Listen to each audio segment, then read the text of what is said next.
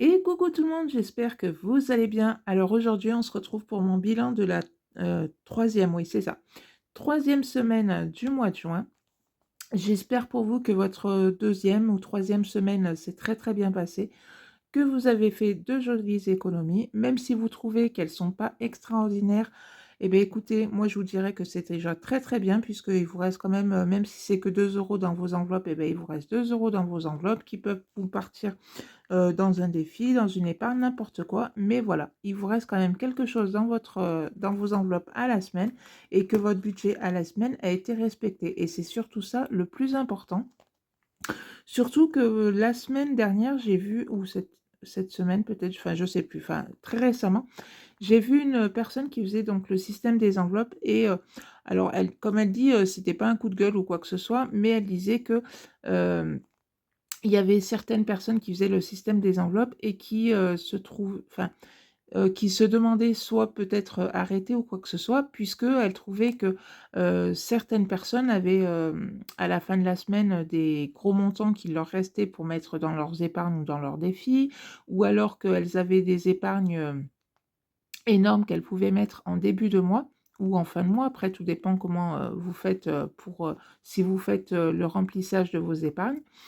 Mais comme je vous dis, moi, à chaque fois, franchement, ne vous, pas jugez pas, ne vous comparez pas à, telle ou telle personne puisque, moi, je vais avoir tel budget, mais peut-être que vous, vous allez avoir un budget un petit peu moins important que le mien ou peut-être que vous allez avoir un budget beaucoup plus important que le mien, mais ça, on s'en fout. L'essentiel qu'il faut se dire, c'est que malgré le budget que vous avez, qu'il soit important ou un peu moins important, l'essentiel, c'est que chaque semaine, vous avez des économies que vous allez pouvoir mettre dans vos épargnes ou dans vos défis, qu'à la fin du mois, ça va vous faire une très jolie somme malgré tout, et surtout que vous n'allez pas vous retrouver dans le rouge à la fin du mois.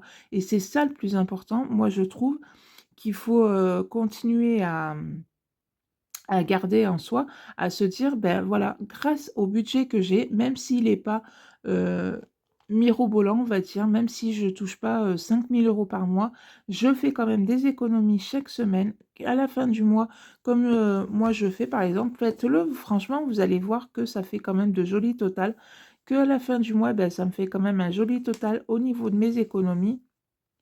Et que par exemple, à la fin de l'année, ben, quand ça arrive les fêtes, j'ai mon enveloppe Noël qui est remplie. Donc voilà, je ne suis pas là à me dire, ah, il va avoir, je ne sais pas, un trou de, je vous dis n'importe quoi, hein, de 300 € sur mon compte parce que j'avais pas budgétisé les fêtes de fin d'année.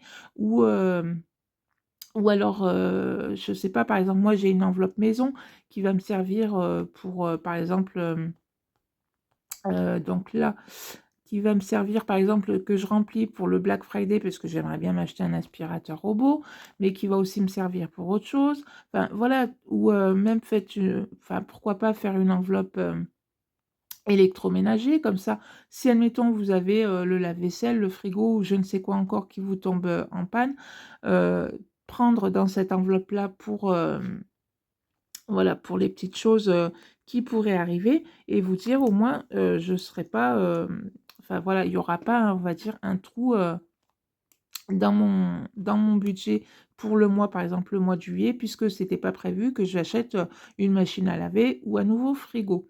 Donc voilà, surtout ne vous comparez pas à, voilà, à toute personne que vous pourriez regarder en vidéo, puisque franchement, on n'a pas le même budget, donc pas les mêmes dépenses, pas les, voilà, tout ça, pas les mêmes économies. Moi, je vais vous dire, franchement, ma fille qui est étudiante, donc franchement, on ne peut pas dire que les étudiants ont des revenus énormes, énormes.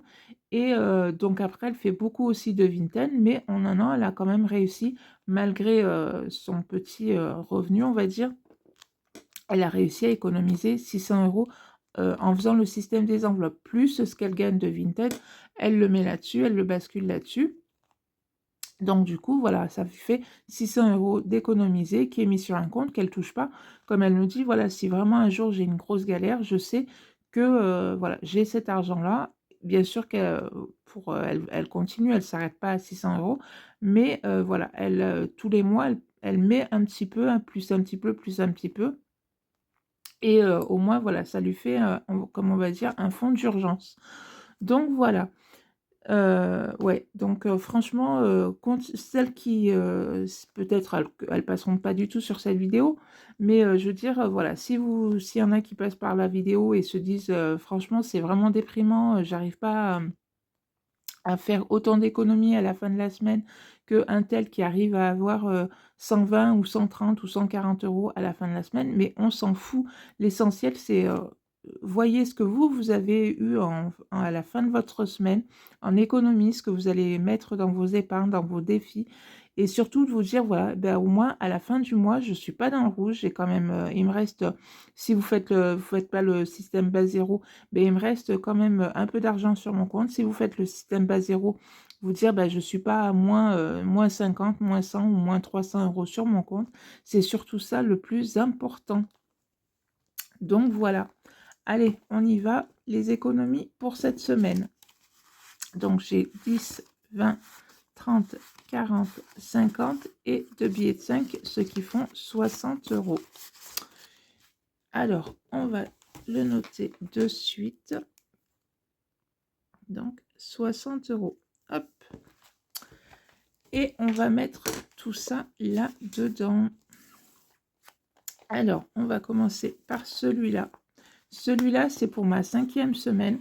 Donc, comme ma 5e semaine, j'en avais une au mois de mai et que je ne l'ai pas utilisée puisqu'on est parti cette semaine-là et que mon budget pour ce week-end-là était déjà prévu. Donc, je n'ai pas touché dans mon enveloppe. Donc, je me suis dit, c'est pas grave, je vais continuer à la remplir pour ma 5e semaine prochaine. Donc, dedans, j'ai déjà 2, 4, 5, 6, 7, 8, 9. Et il me faut 120 € dans cette enveloppe. Donc là, je vais mettre 10 €. Donc, il ne manquera plus que 10, oui, non, 20 € il me manque. Et après, je peux arrêter. Donc ça, c'est fait. Après, les saisons, on va mettre 10 €. Tac. Alors, hop.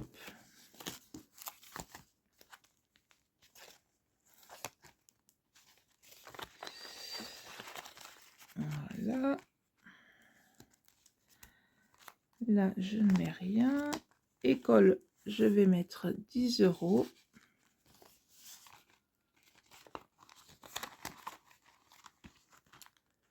Voilà. Là, non, non. Maison, non. Shopping, non plus. Les 2 €, on n'en a pas. Billet de 5, on en a 2. Donc, hop, 445. Donc, ça va. Il avance quand même plutôt bien. Bientôt, enfin bientôt, entre guillemets, bientôt fini. Donc, je l'aurais fini en fait 2 fois. Donc, quand j'arrive à 100 €, moi, les 100 € de billets de 5 partent sur mon livret et tout reste sur le livret. Donc, hop.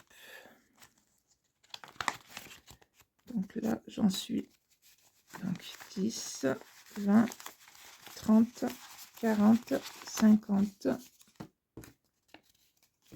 60,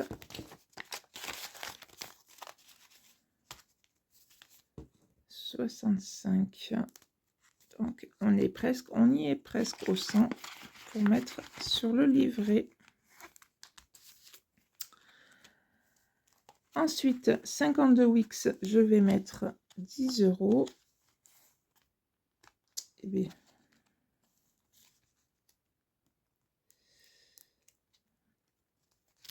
coller. Hop.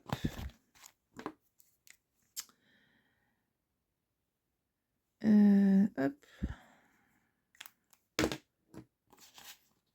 Voilà.